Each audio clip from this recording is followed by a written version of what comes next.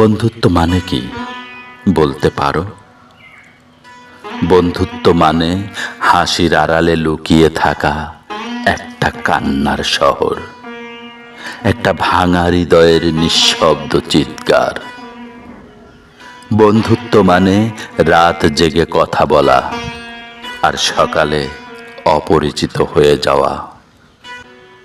বন্ধুত্ব মানে প্রয়োজন ফুরলেই নামটা মুছে ফেলা, স্মৃতিগুলোকে নির্বাসনে পাঠানো। আমি জিজ্ঞেস করেছিলাম নিজেকে, বন্ধুত্ব মানে কি? আমার সত্তা হেসে বলেছিল, এটা এক ধরনের প্রতারণা, যেখানে বিশ্বাসগুলো নিঃশব্দে খুন হয়। কেউ বলে বন্ধুত্ব মানে 7 রঙের বসন্ত, ফুলে ভরা আনন্দ। আর আমি দেখেছি ঝরা পাতার শোকযাত্রা। আমি দেখেছি অবহেলার কবরস্থানে দাফন হওয়া সম্পর্ক।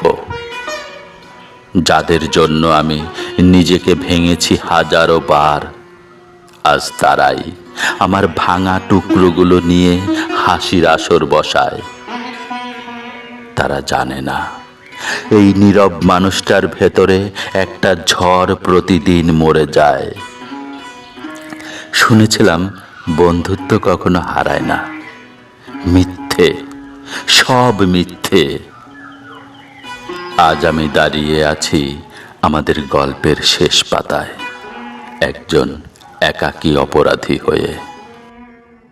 তোমাদের চোখে আমি দোষী, কিন্তু তোমরা জানো না আমি ভালোবেসেছিলাম নিঃস্বার্থভাবে। আমি রক্ষা করতে চেয়েছিলাম এই সম্পর্কের প্রতিটি শ্বাস। আর তুমি সেটাকে হত্যা করেছো নির্দয়ভাবে।